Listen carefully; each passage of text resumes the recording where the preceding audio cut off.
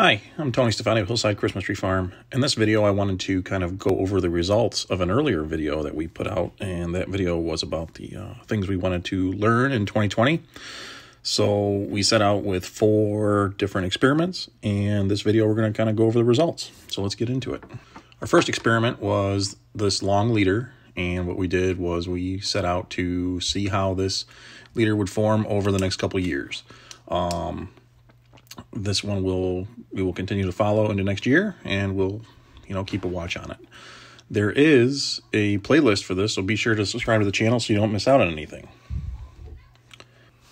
The second experiment is kind of a top debate that my dad and I have, and it's kind of how trees will react to having leaders kind of grown together. And this is another one that we'll follow into for next year, or now this year.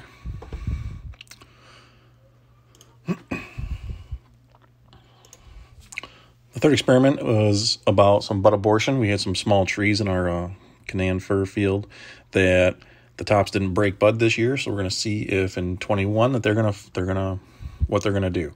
So this one will be continued too. The fourth one is kind of what we're really trying to figure out this year, and that is about our Korean fir tops. So the next slides kind of cover this year's results and what we found. The object that we were trying to do was if we cut them during their actively growing, if they form that new natural bud crown the same year. So number 1, the first Korean fir in the start, it had about a 16-inch leader. We trimmed it down to about 12. So here's how it was when we started.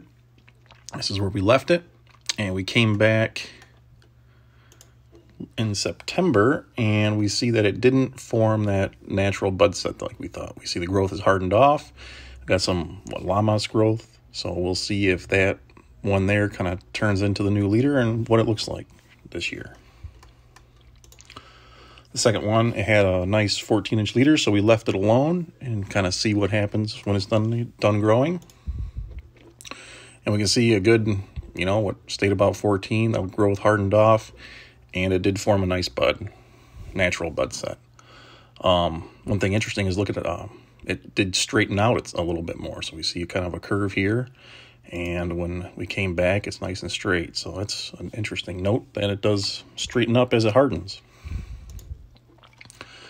And the last one, I had about a 20-inch leader, and we cut it down, came back, took a picture, and we'll see that it didn't form a natural bud set. So we'll see if this one kind of takes over its next dominant leader and go from there into this year. So what's next? 1, 2, and 3 experiments will continue this year, and we'll come back to them. With our Koreans, we kind of have 3 options. We can try cutting them earlier in the year. I think we did it in July, so maybe if we try in June or May and see if that kind of happens. Another option is to scar the tree growth.